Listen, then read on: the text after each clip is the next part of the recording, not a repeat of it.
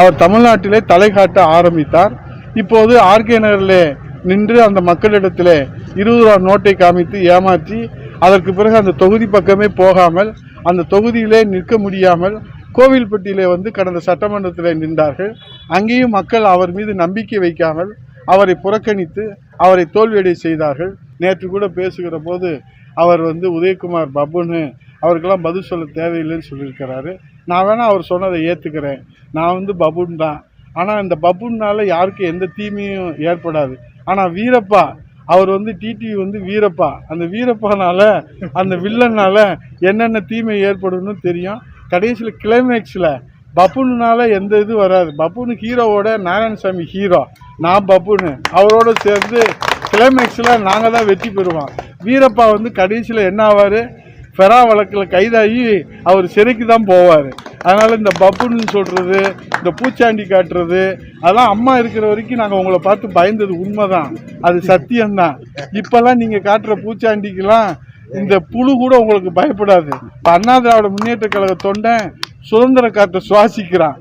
அதனால் உங்கள்கிட்ட இருந்து விடுதலை பெற்று இந்த இயக்கமும் இந்த இயக்க தொண்டர்களும் புரட்சி தமிழ் எடப்பாடியோட தலைமையில் சுதந்திர காற்றை சுவாசிக்கிறான். முதல்ல தெய்வம் வாழ வச்சு தெய்வம் தமிழர்குல சாமி வாழும் மனித தெய்வம் அம்மா இருந்தாங்க.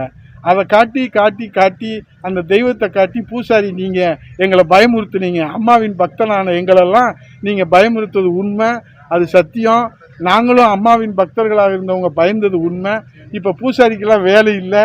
புரட்சி தலைவி அம்மா அந்த தெய்வத்தின் மறு வடிவமாக புரட்சி தமிழ் ஐயா எடப்பாடியார் அவர்கள் இந்த தமிழ்நாட்டு மக்களை காப்பாற்றுவதற்கு இன்றைக்கு அம்மாவின் ஆன்மாவின் ஆசையோடு புரட்சி தலைவர் ஆசையோடு களத்தில் நிற்கிறாரு. நீங்கள் சாதனை சொல்லி கேளுங்க. இப்போ தேனி மாவட்டத்தில் நீங்கள் என்ன செய்ய போகிறீங்க? இப்போ நாங்கள் சாதனை சொல்கிறோம்.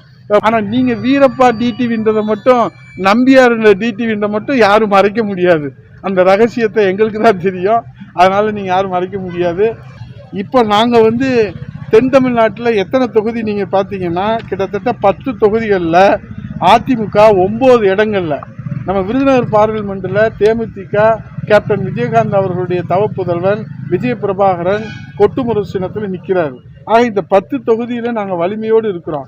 ஆனால் திமுக நீங்கள் பார்த்தீங்கன்னா தேனி, தென்காசி, தூத்துக்குடி இந்த 3 தொகுதிகளை தவிர சிவகங்கையை கூட்டணி கொடுத்துட்டாங்க, விருதுநகரை கூட்டணி கொடுத்துட்டாங்க, திருநெல்வேலியை கூட்டணி கொடுத்துட்டாங்க, கன்னியாகுமரியை கூட்டணி கொடுத்துட்டாங்க, மதுரையை கூட்டணி கொடுத்துட்டாங்க, திண்டுக்கல்ல கூட்டணி கொடுத்துட்டாங்க. ஏன்? பொதுவாக ஒரு கட்சி கூட்டணிக்கு எப்படி ஒதுக்குவாங்க? அந்த தொகுதி பலவீனமாக இருந்தால் தான் அங்கே போடுவாங்க. இப்போ தேனி தொகுதியில் தங்கத்தமிழ் செல்வனை நிறுத்தி இருக்கிறாங்க.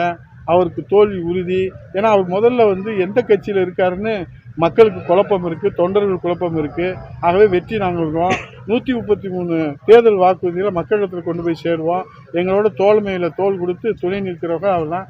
நாகரிகமாக பேசணும். யாராக இருந்தாலும் தேர்தல் பிரச்சாரத்தில் மக்கள் முகம் சுளிக்கிற மாதிரி பேசக்கூடாது. நரம்பில்லாத நாக்கு எதை வேணாலும் பேசலான்னு சொன்னால் எங்களுக்கு அதை விட பேச தெரியும். உங்ககிட்ட நாங்கள் பயிற்சி பெற்றோம், உங்ககிட்ட நாங்கள் பாடம் கற்றுருக்குறோம். உங்கள் மறுமுகமும் தெரியும், உங்கள் மர்ம முகமும் எங்களுக்கு தெரியும்.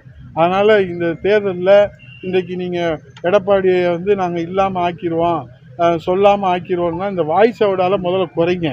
நீங்கள் வீணாக போனதே இந்த வாய்ஸ் அவுடானால தான். இதை ஒரு சாமானிய அதிமுக தொண்டனா 2 தலைமுறையாக இந்த இயக்கத்தில் உழைக்கிற அந்த உரிமையோடு சொல்கிறேன். டிடிவி தினகரன் அவர்களே, இனியும் நீங்கள் எங்களை நாவடக்கம் இல்லாமல் எங்கள் புரட்சி தமிழர் கழகத்தின் நிரந்தர பொதுச் செயலாளர் வருங்கால முதலமைச்சரை நீங்கள் விமர்சனம் செய்வீர்களானால், அதிமுக தொண்டர்களை நீங்கள் விமர்சனம் செய்வீர்களானால், 1 மடங்கு நீங்கள் விமர்சனம் செய்தால் 1000 மடங்கு உங்களை திருப்பி அடிப்போம் என்பதை நீங்கள் மறந்துவிடக்கூடாது என்பதை எச்சரிக்கையாக சொல்லிக் கொள்கிறேன்.